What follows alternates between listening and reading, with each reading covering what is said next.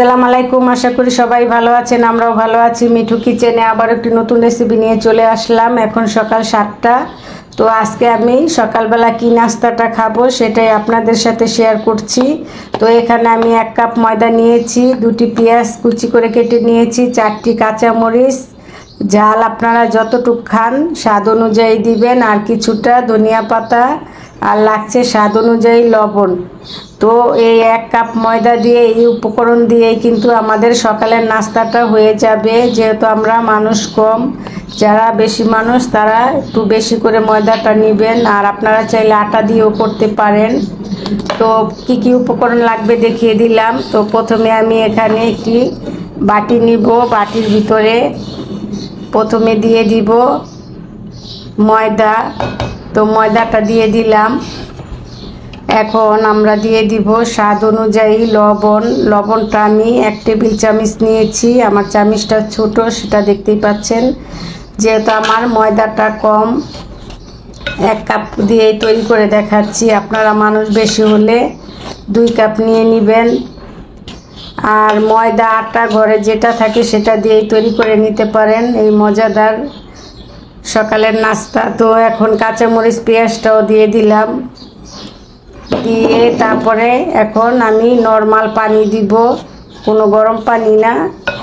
আমরা যে কল থেকে ঠান্ডা পানি দিয়ে কাজকাম করে থাকি সেই পানিটাই দিয়ে দিব। তো এখানে আমি পানি নিয়ে নিলাম, আর পানিটা অল্প অল্প করে দিতে হবে আর মিশাতে হবে। যেহেতু এটা আমরা চাপটির মতনই করব, তাহলে চাপটির ডোটা কীরকম হবে সেটাই দেখিয়ে দিব। পানি তো আমি আরেকটু দিয়ে দিলাম। তো আমি এখানে 1 গ্লাস পানি নিয়েছি, হাফ গ্লাস দিয়ে দিয়েছি, লাগলে আরেকটু দিব। পানিটা পরিমাণ অনুযায়ী দিবেন, একত্রে দিতে যাবেন না, তাহলে কিন্তু দেখা যাবে বেশি পাতলা হয়ে গেলে চাপটিটা ভালো হবে না। তো এভাবে আমি ডোটাকে তৈরি করে নিব। দেখতে পাচ্ছেন আমার আধা কাপ পানিতে কিন্তু এই তো এরকম হয়েছে ডোটা। তো আর একটু পানি লাগবে, আর ডোটা কিরকম হবে সেটাও আমি দেখিয়ে দিব।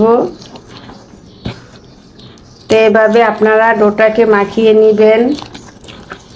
রুটি বানানোর ঝামেলা থেকে এরকমভাবে সকালবেলা এই চাপটিটা তৈরি করে খেয়ে দেখবেন, খুবই ভালো লাগবে। তো আমাদের আরেকটু পানি লাগবে এখানে। তো দেখতে পাচ্ছেন এখনো শক্ত আছে, আরেকটু পানি লাগবে। তো এই পানিতেই কিন্তু আমাদের হয়ে যাবে।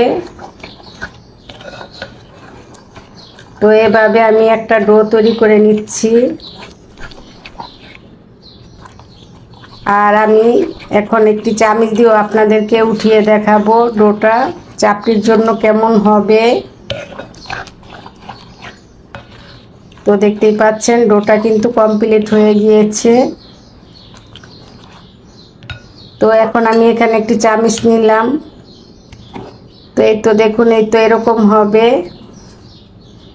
এর চেয়ে পাতলা হবে না, এরকম হবে। যেহেতু আমরা এখানে কাঁচামরিচ পেঁয়াজ অ্যাড করেছি, থেমে থেমে পড়ছে, এই যে দেখতেই পাচ্ছেন। তো এই পর্যায়েই আমাদের ডোটা কমপ্লিট। তো চলুন এখন চুলায় চলে যাই, ঝটপট নাস্তাটা তৈরি করে নিই। চাপটিটা ভাজার জন্য চুলায় চলে আসলাম। চুলায় আমি একটি তাওয়া বসিয়ে কিছুটা তেল দিয়েছি। তো তেলটা গরম হয়ে গিয়েছে। তো এই পর্যায়ে এখন আমরা 1 টেবিল চামচ করে দিব, দিয়ে এভাবে। আর চুলার হিটটা কিন্তু মিডিয়ামে থাকবে, বেশি বাড়িয়ে দিবেন না, তাহলে কিন্তু পুড়ে যাবে। তো এভাবে চামচ দিয়ে কিন্তু আমি চাপটিটাকে এভাবে দিয়ে দিচ্ছি। আমাদের মিঠু কথা বলছে, ও আমি যখন রেসিপি করি ওকে পাশে রেখে দেই, ও কথা বলতে থাকে। হ্যাঁ মিঠু। তো এভাবে আমি সম্পূর্ণ চাপটিটাই এভাবে চামচ দিয়েই করে নিয়ে নিব। তো আপনারা এভাবে মিলিয়ে নেবেন। তো দেখুন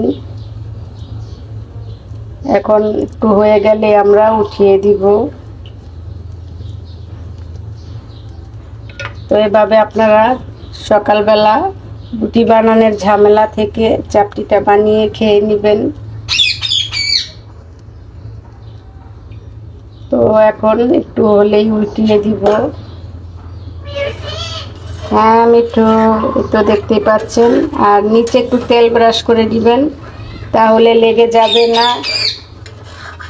তো এভাবে